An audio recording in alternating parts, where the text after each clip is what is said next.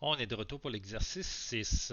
Donc, on continue. Cette fois-ci, ça va être le but, c'est de trouver la formule, comment, en fait, insérer des tableaux là, au niveau dynamique. Vous allez voir que au niveau des données, il y a beaucoup de choses qu'on va être capable de faire au niveau de présentation et de façon 100% automatique. 100% automatique, ce qui veut dire que là, vous le voyez dans l'exercice, il y a un tableau ici qui a déjà été fait. Mais quand je vous dis 100% automatique, c'est que on pourrait arriver dans notre tableau et changer les valeurs, exemple c'est petit un petit peu là, mais de l'électricité. Donc, je changerai des valeurs et automatiquement, le tableau va toujours être dynamique et il va se faire de façon automatique. Donc, en premier lieu, donc, vous avez toujours ben, les instructions d'un côté, de l'autre côté, vous avez l'ensemble des données. Donc, je vais vous inviter en premier lieu à faire les petits correctifs de tableau qui vous demandent. Donc, on vient ajouter des colonnes totales, on va mettre donc on va mettre des formules vraiment pour calculer l'ensemble des totales. Vous allez bouger avec une transposition dans le fond le tableau. Qu'est-ce que c'est une transposition en fait là? C'est que on va venir ici avec une fonction. Donc, on va prendre le tableau et il y a une fonction dans les collages toujours spécial. On l'a appris à un exercice précédent. Et on va venir coller plus bas. Mais qu'est-ce que ça va faire? C'est que ça va changer l'axe des X et des Y dans le tableau. Donc, on voyait ici, là, on avait 2014, eau, électricité, eau, syndic, impôt, loyer, qui était d'un côté, et par le bas, janvier, février, mars. Ceci dit, peu importe comment ils sont inscrits. Quand on va arriver ici, mais c'est le contraire. Par en haut, ici, ça va être les mois, et comme ça en bas, l'électricité au syndic. Donc, on va changer je pourrais, de la disposition de l'X et de l'Y. Donc, on va l'avoir changé et par la suite, dans le fond, on va vous demander d'insérer un tableau. Vous allez voir les tableaux, il y a deux manières de les faire. Soit qu'on peut les insérer dans complètement une autre feuille à côté, mais on peut les insérer aussi, comme ils ont fait ici, là, dans la page avec un petit graphique.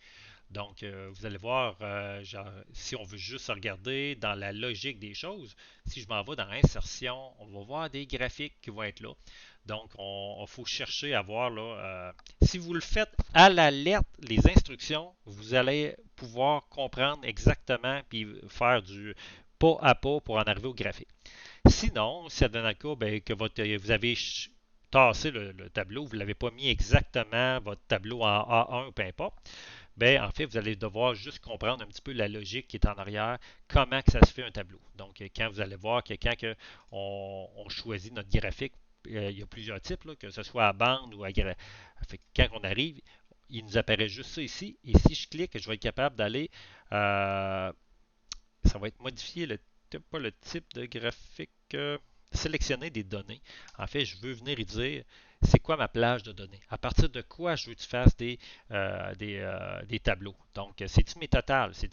Je veux-tu savoir le total d'électricité, d'eau et syndic et fais-moi un graphique circulaire avec ça pour comprendre c'est quoi mes charges financières sont où, qu'est-ce que je vais en faire. Donc, quand on va aller toucher ici, vous allez voir l'axe des X et des Y vont apparaître par le fait même ici. Et c'est de même qu'on va être capable de, au-delà de faire l'exercice, c'est de comprendre comment ça fonctionne. Parce que, je reviens toujours, hein, dites-vous juste qu'à l'examen, je vous dis, c'est toutes des choses qui sont similaires qui vont apparaître. Mais similaire, mais il faut comprendre qu'est-ce qu'on fait. Si moi, quelqu'un, vous êtes, des fois, vous vous aidez entre vous, mais si vous faites juste faire l'exercice, mais pas avoir compris l'exercice, vous passez complètement à côté de la notion qui est enseignée.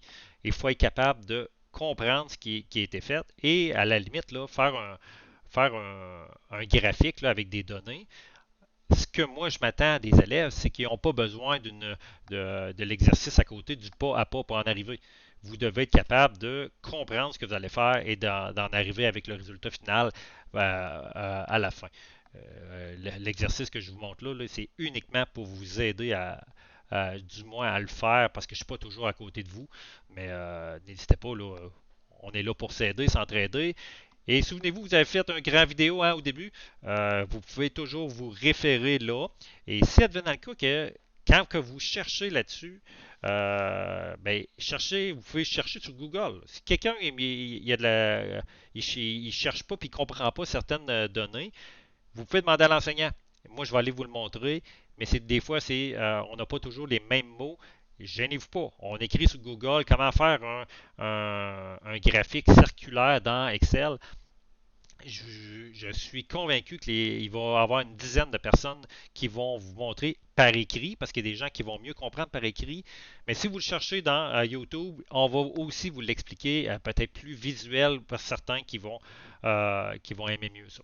Donc, choisissez la manière que vous aimez le plus et on termine l'exercice avec ça.